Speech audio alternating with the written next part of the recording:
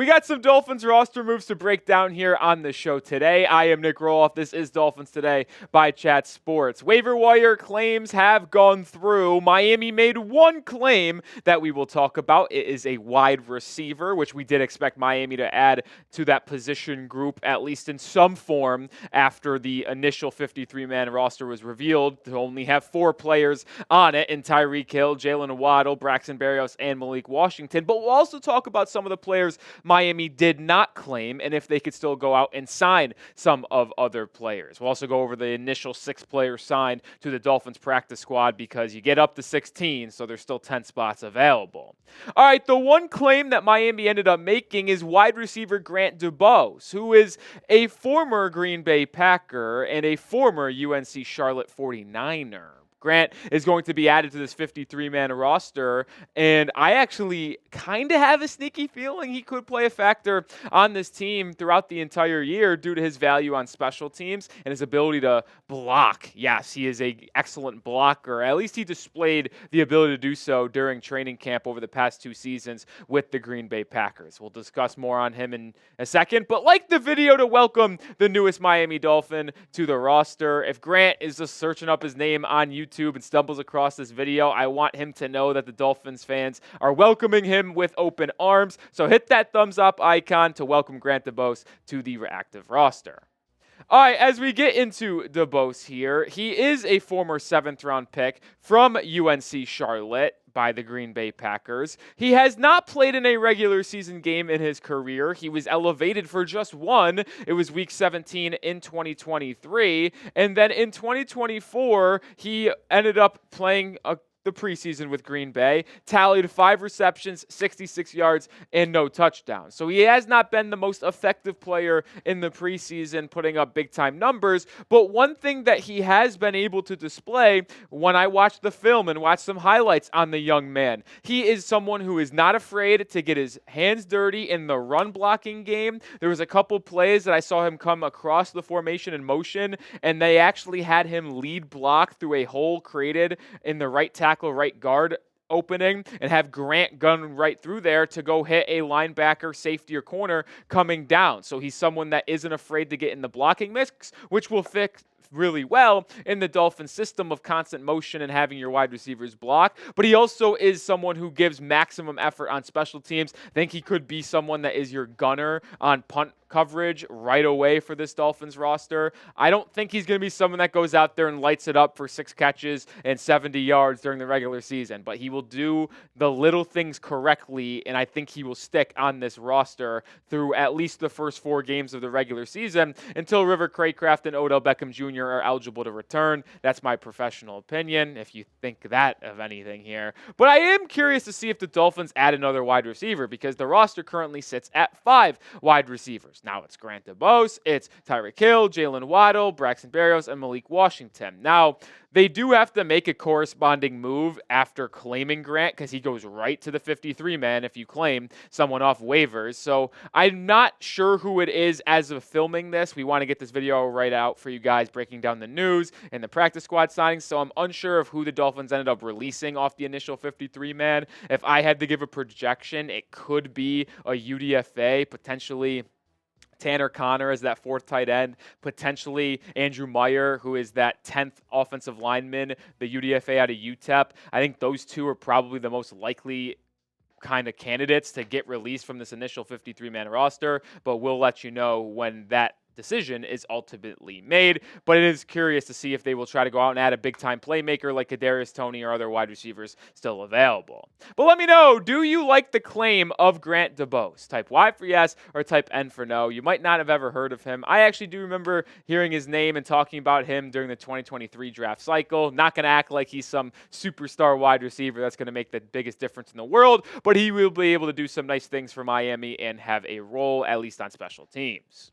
Let's go over some of the practice squad moves that Miami made. And I think the most notable one is getting Nik Needham into the practice squad. I thought Needham was someone that was going to get a lot of interest from other teams around the NFL. Evidently, that's not the case because he did not get waiver claim, and he was able to just sign with Miami to the practice squad. He's been with the Dolphins since 2019, a success story out of UTEP, as he was on this roster for 5 straight years as a UDFA, and he got a lot of PT throughout those 5 seasons. And I think it's very important and big for the Dolphins to get Nik Needham back on this team. You might say, why is it important? Well, with the cornerback history that Miami has and its veterans with Kendall Fuller, Jalen Ramsey, like if one of those guys gets banged up, at least this coaching staff and front office has the confidence in elevating Nik Needham from the practice squad to the active roster if one of those guys goes on IR to start the season or gets hurt during the beginning of the season, because they know Nick has been here for a while. He knows what is expected in the organization, and they know what he's about as a person and someone on the football field. So having that insurance to be on your practice squad is really, really good. I'm just now hoping, at least to this point, another team doesn't realize that and sign Nik Needham off their practice squad, because you can sign anyone off another team's practice squad as long as you're giving them a 53-man roster spot. Another guy adding to the P squad for Miami, wide receiver Erik Ezukanma. And I'm actually pretty ecstatic about this one as well. I was shocked that he ended up getting released because I thought they were going to carry 5 wide receivers on the initial 53. They evidently didn't. And then they claimed Grant DuBose, who obviously they like more than Erik Ezukanma. But Erik is dealing with those injuries and always has. But I am a big fan of keeping him around because with his speed, his agility, and his size, it being 6'2", it makes him still a project. And sure, we're probably running out of years and time to consider this someone who can eventually make an impact on this team. It's probably this year or next year, and that's it. But Ezukanma, who has been on this team before, I would trust to be a 5th wide receiver on this Dolphins team, remains in the building. So if they don't like what they've seen from Braxton Berrios, or they end up not liking the return on investment with claiming Grant DuBose, maybe they just say, all right, we got Erik Ezukanma on the practice squad. He's rehabbing from injury. He's fully healthy, and we'll add him to the 53-man roster. All right, make sure you are subscribed to the channel because we are breaking down Miami Dolphins news on a daily basis. And any move Miami makes, we will have you covered. Practice squad, signings, releases, it doesn't matter. We have it all here at the channel. We work extremely hard to make sure you're covered on everything the Dolphins do, so hit that sub button. All right, 4 more practice squad people to mention here. We'll start with a UDFA from 2024, Hayden Rucci. He is a tight end from Wisconsin who I was actually very impressed with in the preseason. I think he's someone that flashes long-term potential to be a fullback. Yeah, you heard me. Not even tight end, which is his natural position. Sure, he's got decent hands and he can run some routes, but I think he's more well known for being a terrific blocker in the run game. And if Alec Ingold is out of this roster after this year and potentially could retire, I could see Hayden Rucci being on the P squad for a year and then taking over that role. We know he could catch the ball. He had that nice 20-yard touchdown on a little seam route from Skylar Thompson in the final preseason game. Not an elite athlete, but he can block, he's physical, and if you have him as your fullback, like, you can trust him to catch it out of the backfield as well and run some routes. I think Rucci has been someone that I've labeled as a fullback replacement long-term ever since they signed him after the NFL draft in April. I still believe this could be the case. I like keeping him around. Jonathan Harris is also still on the practice squad, or at least coming to the practice squad. A veteran defensive tackle is very interesting. With the Dolphins keeping 5 defensive linemen, Benito Jones, Zach Sealer, Calais Campbell, Brandon Pillai, Deshaun Hand, it makes sense to keep Harris around if he was willing and not able to get a 53-man roster spot somewhere else. It just makes sense, especially with Benito Jones being banged up. Who knows if he's going to be available week 1? And if he's inactive, maybe Harris gets the call up and elevation for that first game.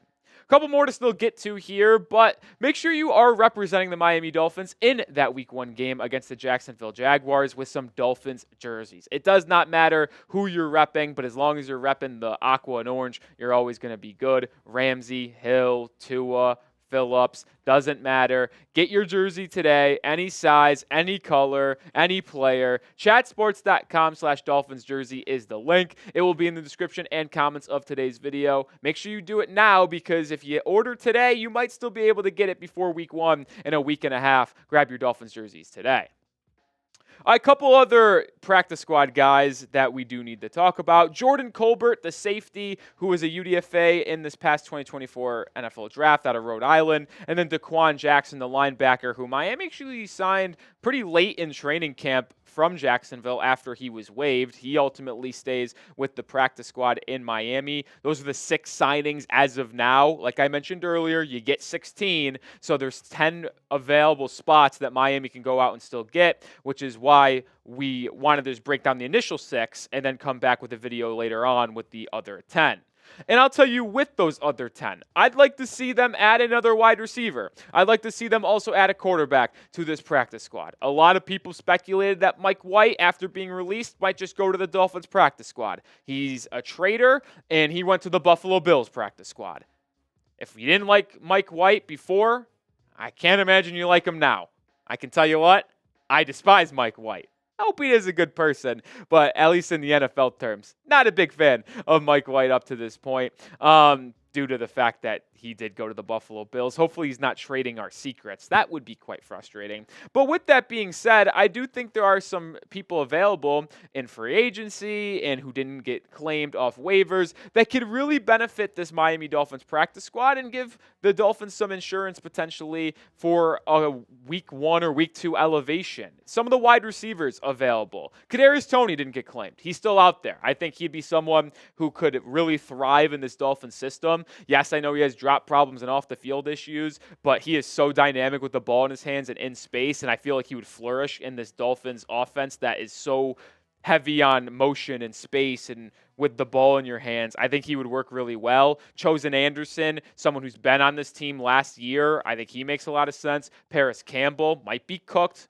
but either way, good slot guy to potentially fill in next to Waddle and Hill. Russell Gage and Hunter Renfrow, 2 other veterans that can play in the slot, can play outside.